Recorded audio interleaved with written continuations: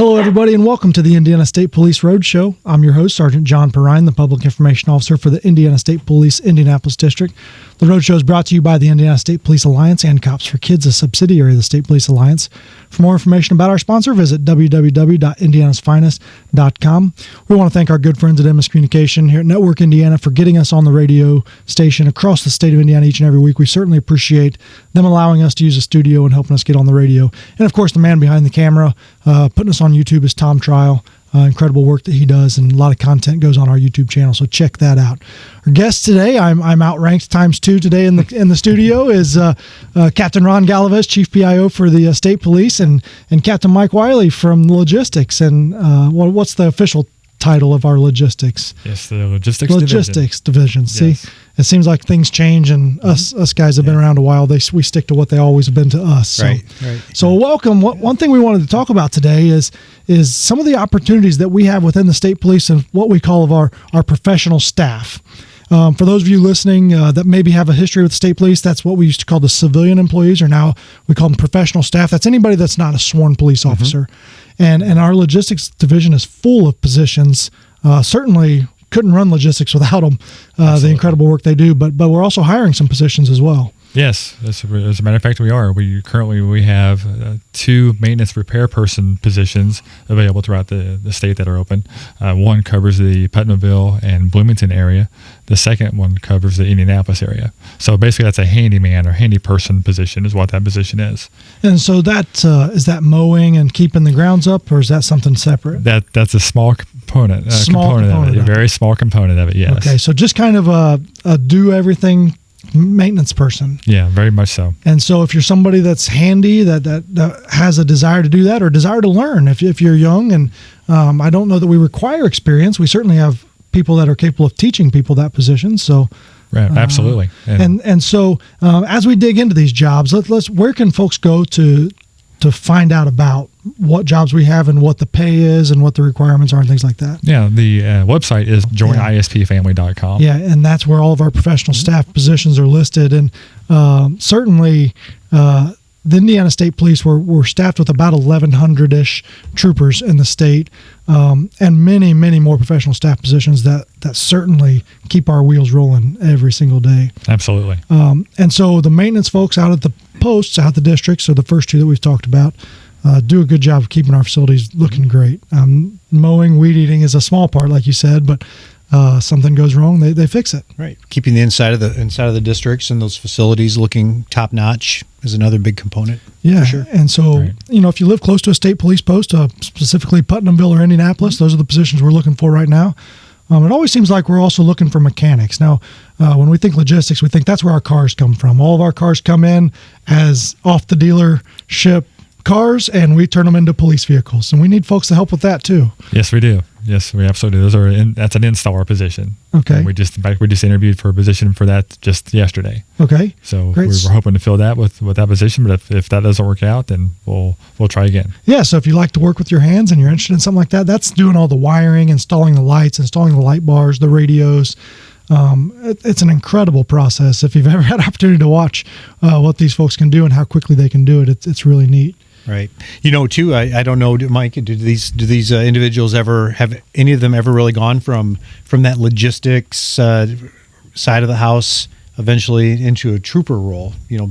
Getting their foot in the door, getting some valuable work experience within the department, and then applying outward to be a trooper. Yeah, absolutely. We have a couple people, sworn personnel who work at the garage now who came from the civilian side. Mm-hmm. From a few years ago. Right. And we have a current mechanic now who's thinking that he may apply for the next trooper class. So, and it's a perfect opportunity to kind of get your foot in the door, learn the makings of it, and maybe you're not 21 yet. Maybe you come out of high school, you think you want to be a mechanic, but maybe you want to be a police officer. What a great opportunity to bridge those two. Absolutely. And so mechanics, we also need to maintain our cars, and oftentimes we're trying to fill those positions as well. So what kind of folks are you looking for when you're looking for a mechanic? As much certification training as possible that they have, but if they don't have a whole lot of experience, that's fine. We can get them brought in and get them trained up. But it's a very, very good job. Pay is about $42,900 starting pay. and along with the benefit package that we offer, it's a very good job. And so what is some of the benefit package that our professional staff folks see as soon as they get hired? What are some opportunities we have outside of just the salary? Sure. In addition to the salary, everyone gets, civilian employees get 12 vacation days a year. So it's basically one a month. Mm-hmm. They earn sick time, and they have the opportunity to earn comp time or overtime as it's offered based on the needs of the department at the time. The excellent health insurance benefit package. And they're also able to participate in the state's PERF program, which is a savings account, like a 401 type of a So a retirement program. essentially for them. Yes, retirement plan. Yeah, great.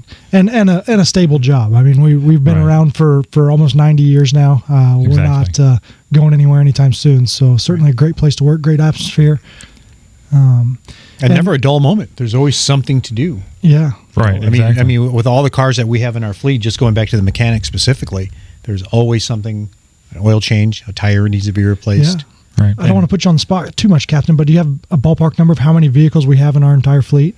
In the neighborhood of 2,000. 2,000 vehicles in our Yeah, fleet that we do all our own maintenance. You know, oftentimes, unless it's a major job, we don't ship those out to be worked on. And so our mechanics are doing everything from oil changes, brakes, tires, to some more serious work inside Right. the engines as well. Right. You know, camshaft operations and drive chains, Yeah. drive shafts and things like that. But yeah, for major motor work, we send those out to the dealerships. Yeah, so if you know somebody that's in high school and you think maybe they want to be a police officer, but they're pretty good with their hands, well, coming out of high school, if you could get some of those certifications and become in as a mechanic for a few years, that's a great work experience, great environment to work on, and it allows you to get to know some of the folks that you could be working with as a state trooper. Yeah, for sure. Yeah. A lot of young people come to us with trade school background, and that works right in very well with us. Yeah. So are there any other positions open right now within logistics that we're trying to get filled? Right now, that is all we have open right now. So the maintenance repair persons and the maintenance equipment mechanic. Yeah, and it seems like about once a week we're posting new jobs throughout the state. So if you're looking for a position and maybe you don't live in the Indianapolis area, but you'd like to work for the Indiana State Police as a professional staff member, check that Join ISP family often because those jobs are updated, I think, just about every Friday. So that's a great place to go if Right. you're looking. And we'll change channels just a little bit here because we do know all the great people that support us and help us, but we're kind of in the middle of a fleet change here too, which is always exciting, interesting, and stressful all at the same time. So we're changing patrol vehicles. Right. We've been in the Dodge Durango. We're just starting to get those issued out now. So we're going from the Dodge Charger back from like 2011 to now the 2023 Dodge Durango. In fact, we're issuing our first two today. Oh, wow. Very cool. So, we all had, you guys had Caprices before we went to the Crown Vic, I'm sure. I came on with the Crown Victoria. Right. And that was for a long time. And then around 2011, we all switched to Chargers. And it seems like it takes a while. And now we're going through one of those shifts again. Right. So what was the reason for the change? Are we able to elaborate on that at all? There were a couple of reasons. The Dodge Charger was not going to be made in the V8 package all-wheel drive any longer, and we prefer the V8 all-wheel drive. So Dodge Durangos offered that option, and that's all we went with. Yeah, I tell you, when this last winter was one of my first with an all-wheel drive vehicle. I had work vehicle. I had personal vehicles different, but it changes everything when you're working in the snow with all-wheel drive. It sure does. So that is a great thing, but it's also a safety thing, even on dry pavement when we have that all-wheel drive. And I'll take your word for it because I just got one 3 weeks ago. yeah, so. you're going to find out next winter. Winter. No, I'm excited about it. I really am. And you're talking about all the different type of vehicles that we've gone through. Over the course of our history, it's just really kind of cool to see that progression and how that is. Whether it's a new vehicle model, a new paint scheme, and things of that nature. So who's getting the first two? The first one is going to CVED unit, and the next one is going to go to a Pendleton Road Trooper. Oh, okay. Right. Very cool. And the process should take at least 5 years to transition. Okay. Yeah, because for a long time we'll have those, once everybody gets outfitted in one, we'll still have all those Chargers sticking around as pool cars and everything else. So I know it probably wasn't long ago we got rid of our last Crown Victoria. So it takes a little while for those to process through. Yeah, and like Ron said, he just got his last week or a couple weeks ago. 3 weeks ago, yeah. Yeah, so that'll be around a while. yes. Yeah, it depends on how much he drives, because mileage point wise, keep him, and then we take him off. Yeah, and what's interesting is we talk about the evolution of the car, but also what's inside of the car.